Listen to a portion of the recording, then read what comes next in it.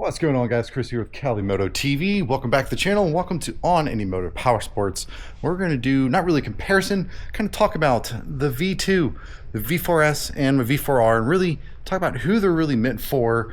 Granted, there's a caveat that anyone can ride any of them, but someone might be looking more towards a V2 versus a V4S for specific reasons, and I'm going to break those down for you. Let's go check out the V2. All right, so who would want a 2024 Ducati V2? I know the 25 is coming out, and as I mentioned in another video, the V2S of the 2025 would be my suggestion because better suspension, better brakes. But if you want a 24, these are still 18 grand, so you're definitely not paying as much as you would with the V4S. But if you look at the V2, who's it really for? Honestly, for anyone, but if you're not looking to jump to the bigger bikes, you want to stay at 955cc, so not quite 1000cc. It might also help you on your insurance. Depends on who you are. You also only have 155-ish horsepower and around 76, 77 pound-feet of torque, so it's nothing that's insane. So if you're going from a 600 and you're jumping up to something that's not quite 1000, this would be that next step if you didn't want to go crazy. Also, if you're a fan of a V-twin and you want something that reminds you of the old school pure Ducati, this V2 is definitely the direction to go. Now again, the 25 has a totally different V2 engine, so you're not going to get the same Desmo type engine. That thump of the V-twin, it's going to be different. We'll see when we get our hands on it. But with this one, you get that nice thump of a V-twin, and I think that draws a lot of people to it. I still enjoy it. I will say that the dash is minimalist at best. It's a little better than they used to be. The 899 was probably the worst version of this smaller Panigale, but the V2, I think as an overall package, you get something that is light. It's around 388 pounds wet, so just under 400. Or you think about weight, it's around 388 pounds dry, so around just under 400 wet. You also get, quick shifter, you get all the standard features. Now, if you go with this particular V2, you don't have the nice all-in suspension. You have the lower model Brembo brakes, but does that really matter? For 99.9% of you, myself included, no, it's fine. Rear shock, always loved how this rear shock looked on the twins. My 1199, 1299 had this, and I just love how that looks. I just think it's seeing suspension components on display like this rather than tucked away like that is. It's just really cool. It kind of gets the engineering you going because you just see the functionality of it moving, especially if you put a camera right here and look that way, you'll see this move and flex, and it's really cool.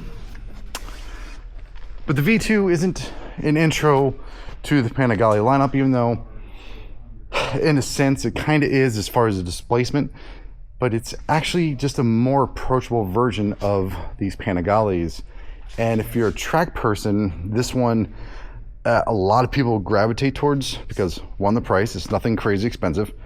Two, if you want to upgrade it, you don't feel bad about removing and replacing all the stuff the same way you would with this, or like with my V4R. There's not a lot I want to do with this. This is just a solid platform to build from and make it just an absolute monster of a bike. Not to mention, if you're not a fan of all these winglets, the V2 doesn't have any.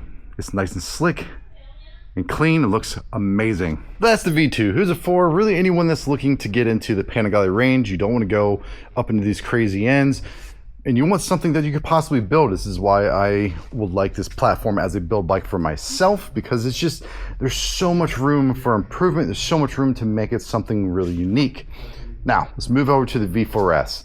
You could argue that a base Panigale V4, not the S, with the same suspension that pretty much the V2s come with, unless you get a V2S for 2025, you could do that with the V4 platform and build again what you want. But you're going to be looking at 24,000 to start with.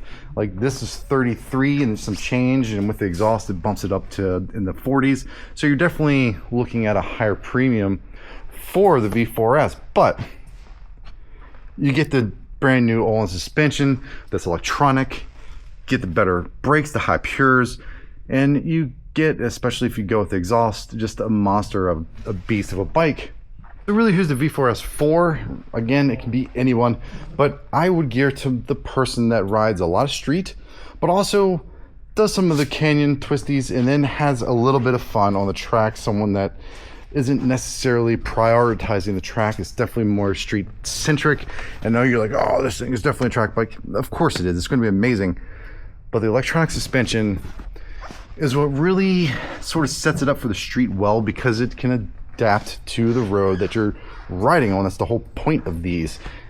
This doesn't give you quite as fine of a refinement. If you watch my other video of the dash and the breakdown, sure, it goes into detail, but it's nothing like these static. These things, you got a much more granular adjustment with the manual than you can with the electronic suspension. Now, the jump from the V2 to the V4S and performance-wise is actually pretty significant. This is 1103cc engine, which produces around 209 horsepower and in the high 80s pound-feet of torque.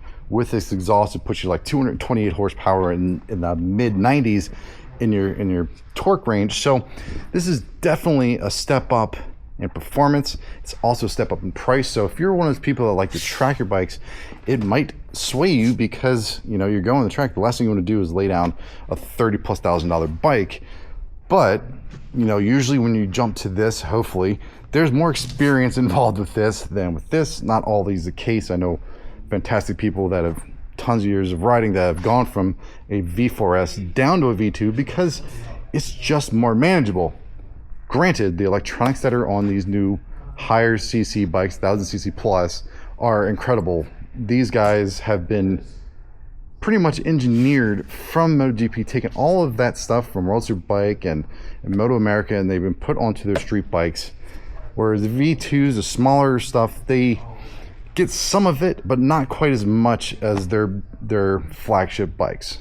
Also, if you're someone that likes the larger CC like myself, for me, it's not really an ego thing. I just like the way and the characteristics of the bigger bore engines than I do the smaller ones, because I like having that power. I'm not a constant speed type person on a bike. So the smaller bikes, you need to maintain core speed and really have it. Honestly, it probably makes you a better rider doing that. I like having that grunt coming out of a corner and just being able to blast it the way I like to. It's just my riding style. So if you're kind of like that and you like to have that extra horsepower and torque, you know, that is what the V4S is all about. It gives you that nice mid-range to low-end grunt, and then it just can rip your arms off as it climbs through the revs. Now with the 25, and honestly with, you know, the 23 over there, you get a better dash with the bigger Panigales. Again, they're a step up in nearly every aspect, and the dash and electronics are included in that. While this has a very nice electronic suite in it, this is definitely higher grade and higher end, and by far more advanced than what the V2 is. On top of that, you get a better steering dampener. Again, it's all of the components are far way above what you get with the V2. Again, if you want to build something like that, this is what I would go for. If you want to have something that comes out of the box just already immaculate, this would be the one. If you want to go to a different level in a different direction, the V4R is a choice for you. I know you might be thinking, well, this seems more tame, more usable in every situation, and you're right. That mid-range torque is very nice cruising around the streets, whereas this V4R requires more revs, and you notice it a lot, especially leaving from any stopped position. The R needs a little bit more revs to get it going. Is that a problem? I don't think so. I think it's actually more playful. You get a lot more of the rev range to add whatever power you want, and in a more, I don't want to say controlled way, because I mean it's all you that controls it, but the punch that comes out of this at 3,000 to 5,000 RPM is very different than what comes out of the V4R. Now, big part of that, again, 1103, we're looking at a 998cc engine where a lot of the revs and a lot of that power is felt higher in your rev range, whereas this is, again, like 3,000 RPMs.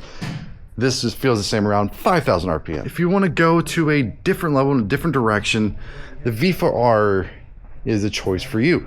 I know you might be thinking, well, this seems more tame, more usable in every situation, and you're right. That mid-range torque is very nice cruising around the streets.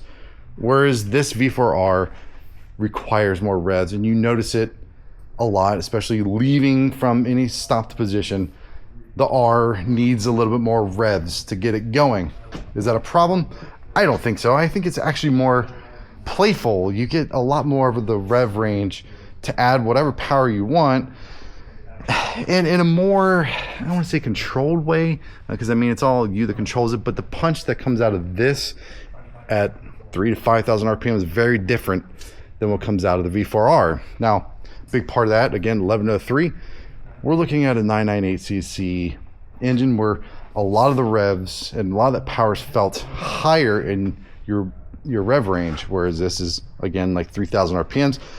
This just feels the same, around 5,000 RPMs. The V4R being that homologated race special, the thing that they produce in a certain number at a certain price, so that way race teams can take it and build it for their particular competition. The R comes with a lot of very good pieces to begin with. Again, these are stylemas. I'm pretty sure the new R will more likely have the high pures that this has. Again, the static all-in suspension. You can tune this by clicks to you as a rider, but the problem is it is stuck there. So if you're a street rider mainly and you get an R, you're not going to have nearly as nice of a ride as you will with the V4S. So if you're looking at the R, you know, some people use it for status because it is far more expensive than the S. This thing is 42.7, 42.8 with the exhaust. This is 45 straight out the door as you see it. You put the exhaust in there, it brings you well over 50 grand. So that's a heck of a premium. On top of that, you know, this is supposed to be a track bike. Are you going to take your $45,000 track bike and actually hit the track with it? Maybe. I mean, I do, but I also ride at a certain level that I probably wouldn't do with this. I'd probably ride the V2 harder, knowing that if I dump this, it's far more of a problem to deal with than this. And I will say the dash of the V4R versus the new V4S is definitely, I want to say, not quite as good. You know, this dash has been around for a while. We're going on like 5-6 years. Actually, no, 2018 is I think when this particular dash, and then it got an update. But this refresh that they did for 25 is far and away better. When it comes to the Panigale lineup, it really honestly depends on what you want to do with them. Like I said, the V2 and 2025, the V2S would be my choice. Is that approachable Panigale, something that isn't going to destroy your wallet, but also isn't going to be lacking in any sort of excitement. Now with the lower horsepower of the new one, that it remains to be seen. I mean, we saw Marquez apparently set some record time with the new V2, so it's not to say it's not good in performance. The V4S is that all-around street bike. It's the one you're going to see out there like the S1000RR, something that's going to be usable on a regular basis. Well, I say comfortable, I don't want to go that far, but that extra torque in the 3,000 to 5,000, 6,000 range really makes it appropriate for the street, and the electronic suspension really lends to riding on the varying surfaces you find when you're actually on the street. Now, you want to go more specific, you want to go focused, that is what the R is for. I'm very interested in the 2025 V4R to sort of see what that is like, especially in comparison to this 23, 24, because if this is any indication of how good the next Panigale is, I'm rather excited because this is by far my favorite one so far. It is the only one that has matched what I feel the Superleggeros are, where they just feel the best and most put together as a package. This is the bike that when you take it out of the crate, it's exactly what you want. This isn't the bike you take out of the crate and it's exactly what you want. You're going to want to do something to the V2, and that's perfectly fine. It's sort of what it's meant for. V4S is kind of, you're going to be on the fence. You'll probably do an exhaust, honestly, but I don't like the extra loud noise coming out of it, so I probably wouldn't. And then obviously the V4R, it's just exactly what you want it, how you want it, and it's going to perform incredibly well straight away. It's only going to take minor tweaks to make it amazing. This will take more, this will take the most. So when you look at all three bikes, you just got to ask yourself, what do you want to use it for? If you want that ultimate build bike, there it is. If you want the versatility street track, there you go. If you want that hard-nosed track focused machine, V4R is the way to go. So I hope you all enjoy this video. It's definitely different, kind of walking around and looking at all three bikes. You see the lineage of it, and if we can get the new V2 in our hands, we definitely will. But let me know what you think down below. Which of these three bikes would you take? Where would you take them? Do you ride mostly street? Do you ride mostly track? Which one would you choose? Leave a comment down below. If you like this video, also give me that thumbs up. Definitely subscribe, and we'll see you on the next video.